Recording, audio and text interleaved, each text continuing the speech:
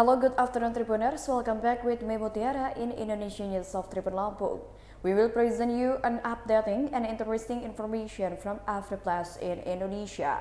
And here the complete news. The first news is a woman becomes a victim of theft by her lover. A woman in the city of Mataram became a victim of theft by her lover. The woman's motorbike was stolen by a measure after a blind date at a hotel in Mataram, West Nusa Tenggara.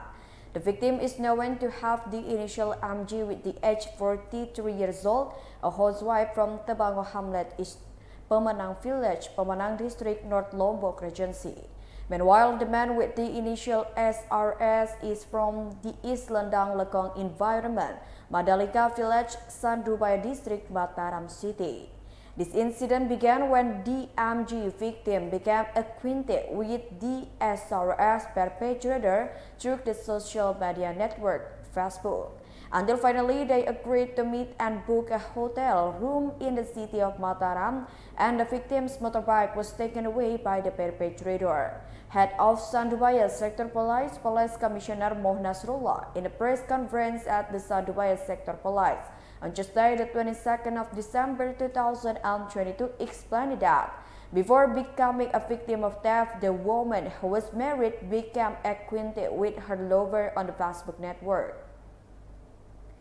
After getting acquainted on Facebook and continued the conversation using the WhatsApp network, the victim and the perpetrator agreed to meet on November 5, 2022 at around 9 p.m. Initially, SRS took MG for a walk around Cakranegara, Mataram City. Then SRS alias Agus Maulana invited MG to stop by a hotel in Cakranegara, Mataram City around 10 p.m. In one of the hotels with room number 14, MG and SRS made love.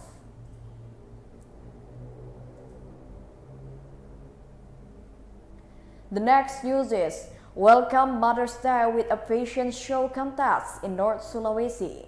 The provincial government of North Sulawesi held a commemoration of welcoming the 19th Mother's Day in the 2022 at the Mapalus Hall of the Governor's Office on Monday, the 19th of December 2022.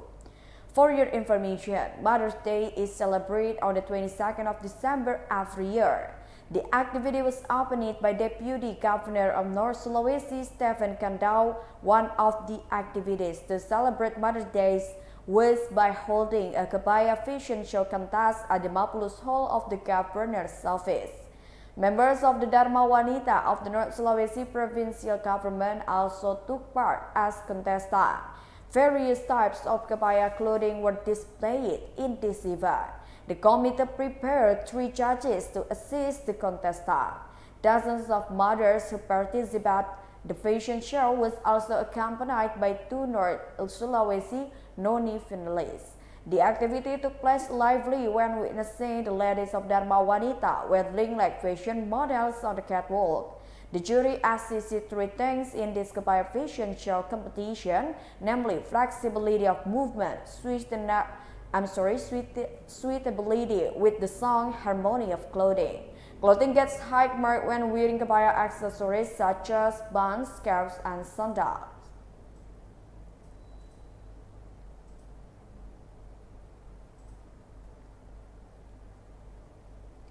The next news is a mysterious bag in the taxi turned out to be filled with clothes. MS, the 40 years old, the mysterious bag carrier in the taxi that shook the resident of Gedong Tengah behind the Salak Hotel Central Bogor City, was immediately questioned by investigators from the Bogor City Reserve Police. In the result of the investigation, the mysterious bag left by MS, which was initially suspected as a suspicious item, turned out to contain clothes. MS immediately made a commotion with the action taken. As is well known, MS left his bag in the taxi for the reason that he wanted to withdraw money at the ATM machine near the Salak Hotel. However, after taking the money and shopping at an Alfamart not far from the Salak Hotel, MS left the driver until the evening. Not only did he leave the Alfamart empty-handed, the man from Depok also apparently took the goods in Alfamart. MS was caught by the police after running away and leaving the driver behind.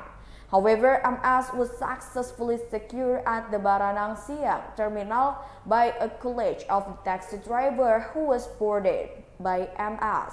MS was also known to have left his bag in the taxi he was riding in and had time to go around the city of Bogor and even to the Ciamas area.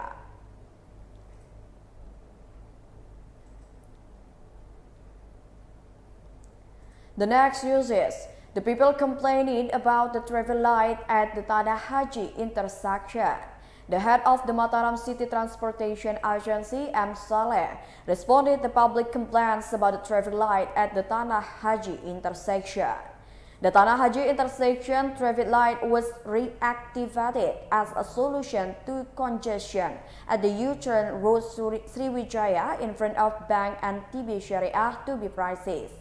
Usually during busy times such as in the morning when going home from school and work, this route is prone to traffic jams and traffic jams. As a solution, the Mataram city government finally reopened the lights and then the Tanah Haji intersection. Not all are happy with the traffic lights. Some people also complain about its existence. The answer that the Tribune team got the most was that each lane at the intersection actually made the vehicle quite longer. The lanes are too narrow for motorists.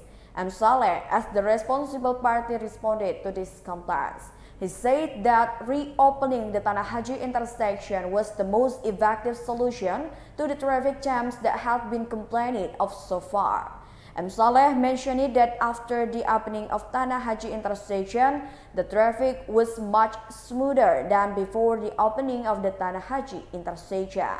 This condition was mentioned by the head of the transportation service because the community was not used to the new traffic light.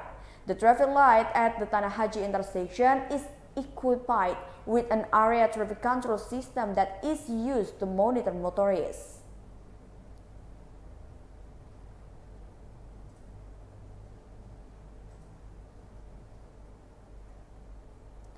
The next news is construction worker in Bogor dies due to electric shock. A construction worker was electrocuted to death while renovating a shop house in Susukan Village, Bojonggede District, Bogor Regency on Tuesday, the 22nd of December 2022. According to the testimony of the victim's child who also worked with the victim, 20 years old IH said the incident occurred at around 2 p.m. At the time, the 51-year-old victim R was on the second floor of the shop and asked for his help to fetch a piece of mild steel. After giving the items requested by the victim, IH then returned to continue his work. IH suspects that the mild steel held by the victim touched a high-voltage electric cable, causing the victim to fall from the second floor. As a result of this incident, the victim suffered burns to his hands and head. The victim died at the scene. The police arrived at the location to process the crime scene and secure traffic flow because many residents want to see it in person. To note, the victim is a resident from Cirebon, West Java, who worked as a construction worker in Bojonggede, Bogor Regency.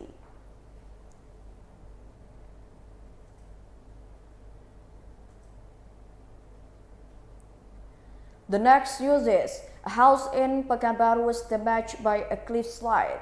Not even 20 minutes into falling asleep, Lucy Hendriani and her husband were immediately startled to hear a loud bang in the house. He hastily opened the bedroom door. How shocked he was to find the cliff behind his house sliding and entering the house, hitting the wall of his house until it shattered on the back. Heavy rain for quite a long time on Wednesday, the 21st of December 2022, caused a cliff on the outskirts of the Bhakti Cipta resident housing complex, Road Budi Luhur, Pekanbaru, to collapse. Until it hit the residents' housing, two of them even made the walls of the residents' houses collapse. Worried that there would be another landslide, Lucy and her husband rushed out of the house with great difficulty because the accumulated dirt had filled the middle of the house. He was also worried that the landslide would completely collapse his house, so he quietly tried to get out quickly. Still in the rain, Lucy was confused about where to sleep. She and her husband then took the initiative to find lodging. However, his motorbike was also hit by the rubble of the landslide, so he could not be used to find accommodation. Actually, Lucy was worried about the landslide.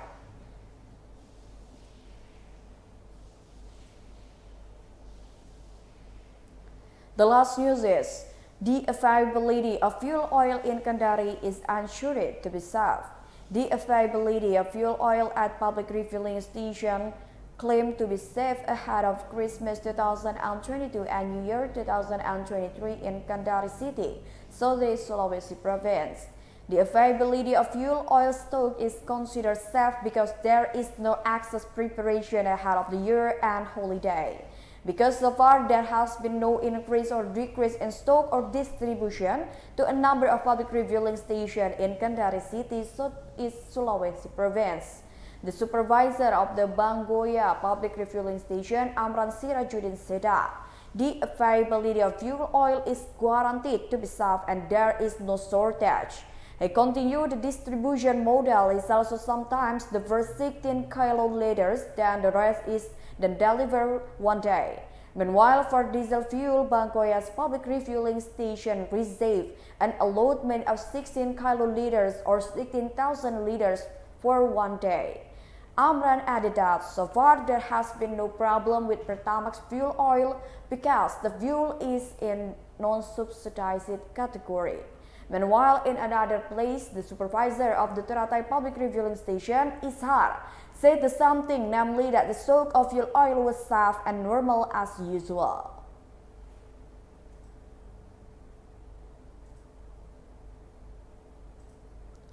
Well, I think that's all the news for today with me, Mutiara. Don't forget to follow us in YouTube Tribun Lampung News Video, Facebook Tribun Lampung, Instagram and TikTok account of Tribun Lampung for further information. Thank you for watching and have a nice day.